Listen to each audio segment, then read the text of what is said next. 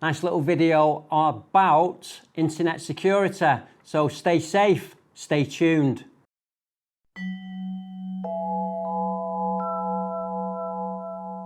Henshaws Knowledge Village.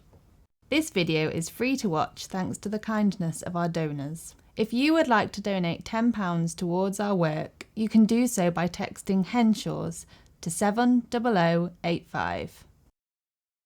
Hi, my name's Mark Belcher and I'm the Community Services Manager at Henshaws, and today's video is a little video about staying safe online. And again, if you don't know me already, I love Apple products, and Apple's introduced another little thing in their iOS 15 that I think is incredible, and it's all about passwords.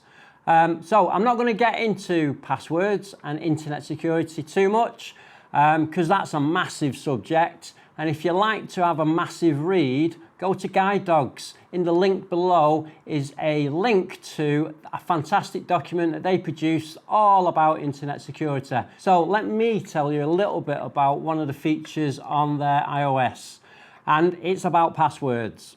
So what I will say is we all shouldn't use the same password all the time. And I do sometimes, unfortunately, yeah, don't practice what you preach and all that. But I want to show you something that I'm literally working through as we speak. So I am going to change all my passwords that have got the same password. But it does something else which is even more interesting.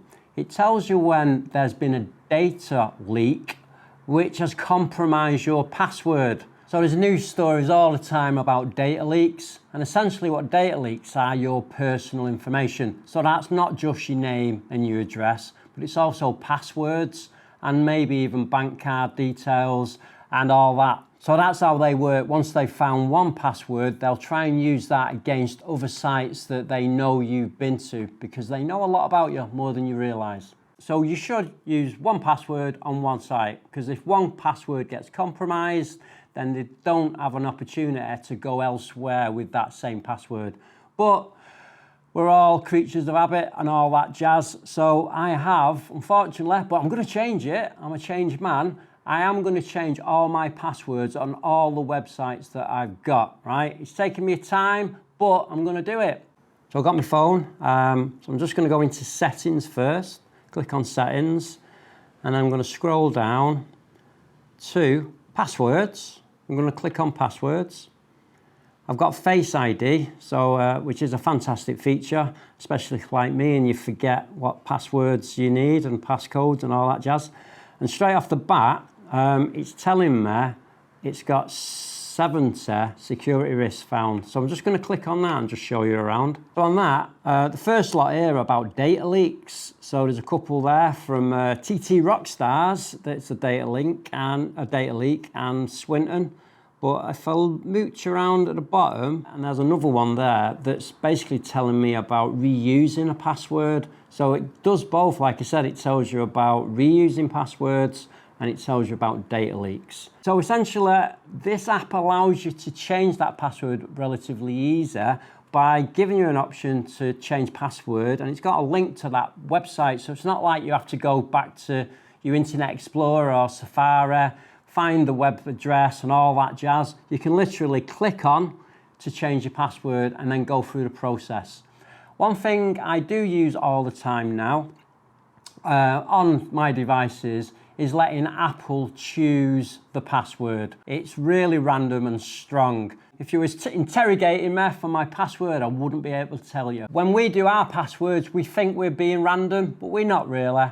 We'll use digits and names and things that are common to us so we can remember them.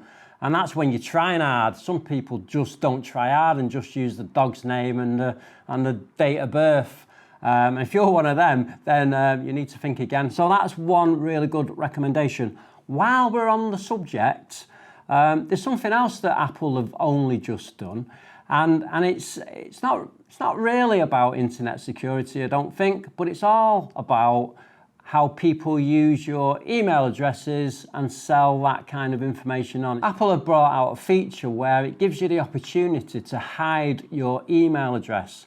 So essentially, if I was trying to get, I don't know, some vouchers from a random company that I'm only going to use once and I don't really want them to know my email address, Apple gives you an option of literally giving them a bogus email address that is still linked to me. So Apple make this email address up, okay, send it to that operator, and when they correspond to me, they send it to Apple, then from Apple to me. So they actually never know my true identity, which I think every now and again is definitely worth doing. And I have done it every now and again. It just stops random people selling my data and are communicating to me when I really don't want them to anymore. So fantastic little feature from Apple. Thank you again.